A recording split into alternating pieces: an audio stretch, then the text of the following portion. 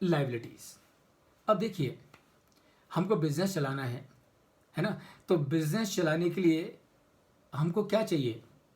Business चलाने के लिए हमें चाहिए कैपिटल। और पूरी दुनिया में, एंड ध्यान से सुनिए, पूरी दुनिया में कैपिटल के दो ही तरीके हैं। और दो तरीके कौन से हैं? पहला है इक्विटी, दूसरा है डेट। डेट यानी कि बोरोइंग। तो लाइबिलिटीज क्या है? अब देखिए, जैसे करंट एसेट्स का हमने देखा कि करंट एसेट्स दो तरह की होती हैं, non current assets and the current. Okay, is it okay now? Now it's clear. All right, good. Thank you, Santosh. This is a good mechanism. So, अब liabilities in the business are of two type: current liability and the non-current liability. Current liability का मतलब क्या है? Current liability का मतलब है something that we have to discharge in a period of 12 months. यानी कि वो पैसा जो हमारे बिजनेस में किसी और का हमारे ऊपर ड्यू है, वो पैसा हमको 12 महीने के अंदर वापस करना है. It is non as current liability. And what is a non current liability? Non current liability का मतलब है a liability that is to be paid back to the person who gave that to us in a period which is more than 12 months. So that's your non-current liabilities. So liabilities दो तरह के हैं, current liabilities and the non-current liabilities. So non-current liabilities में क्या क्या आएगा? Term loan, यानी कि आपने पंजाब नेशनल बैंक से प्रोजेक्ट के लिए लोन लिया, स्टेट बैंक ऑफ इंडिया से आपने लोन लिया, या आईसीआईसीआई बैंक से आपने प्रोजेक्ट के लिए लोन लिया, या आपने स्टेट बैंक ऑफ इंडिया से प्रोजेक्ट के लिए लोन लिया. सो वो जो लोन है that is your long term liability. Others obligations, अब जैसे कुछ और भी ऑब्लिगेशन होते हैं, आप बिजनेस में हो, है ना, तो एम्प्लॉयमेंट के प्रोविजंस करने पड़ते हैं, सुपर एनुएशन का प्रोविजन करना पड़ता है, ग्रेचुइटी का प्रोविजन करना पड़ता है. तो ये सारे लीव एनकैशमेंट का प्रोविजन करना हो सकता है depending on the policy of the company. तो ये जो सारे अमाउंट्स हैं वो आप कब पे करोगे? वो कंपनी पे करेगी 1 साल के भी आगे. So that is why all those are referred as long-term liabilities. Now what are the current liabilities?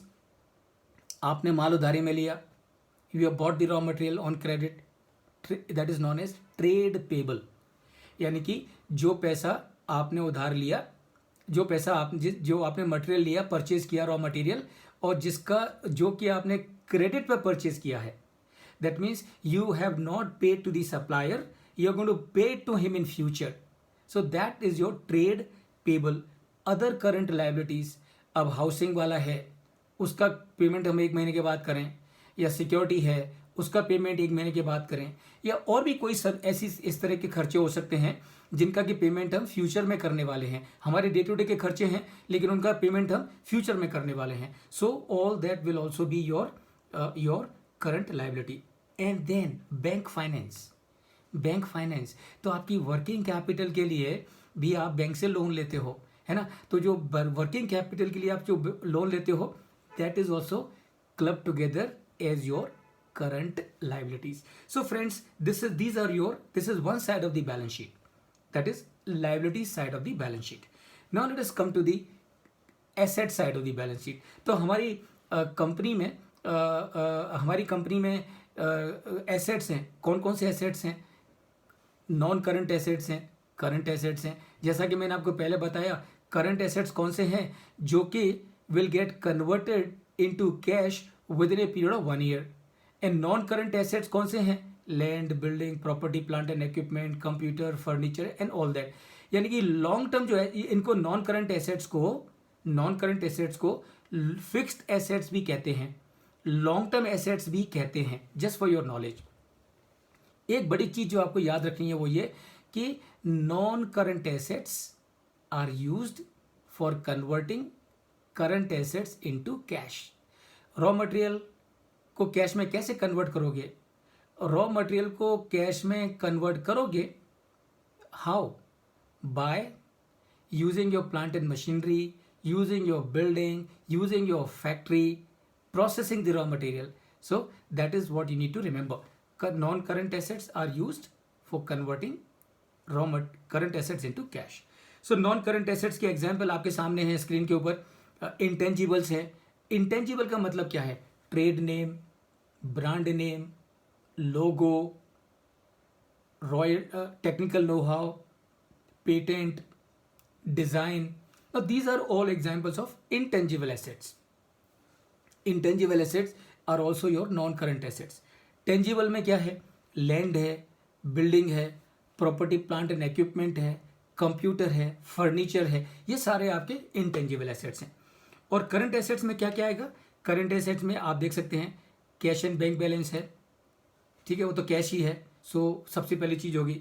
उसके बाद में रिसीवेबल्स हैं, यानी कि आपने कस्टमर को माल उधारी में दिया तो वो पैसा आपको कुछ समय के बाद आने वाला है. तो till the time you receive this money back, it is your receivable and it is your current assets because one day जब वो जो आपका जो कस्टमर है जब उसको पे कर देगा तो ये जो रिसीवेबल हैं it will get converted into cash. फिर इन्वेंट्री है, it is again an example of current assets. और फिर लोन्स एंड एडवांसेस हैं. लोन्स एंड एडवांसेस का के बारे में कंफ्यूज होने की ज़रूरत नहीं है. लोन्स एंड एडवांसेस ये कौन से हैं? ये लोन्स एंड एडवांसेस वो हैं जो कि आपने दिए हैं.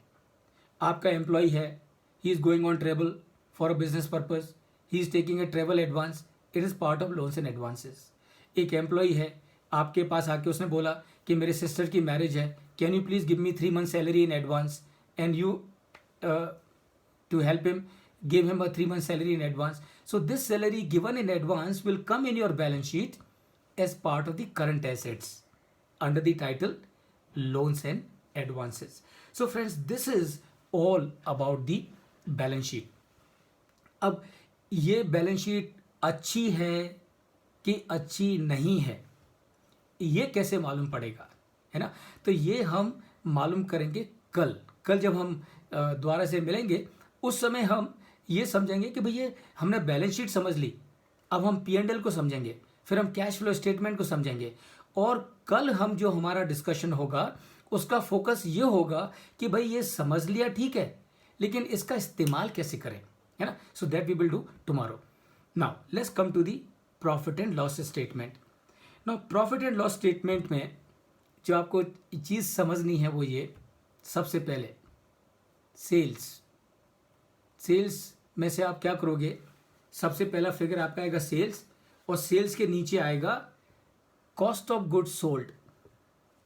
एंड समझ के लीजिए what is cost of goods sold.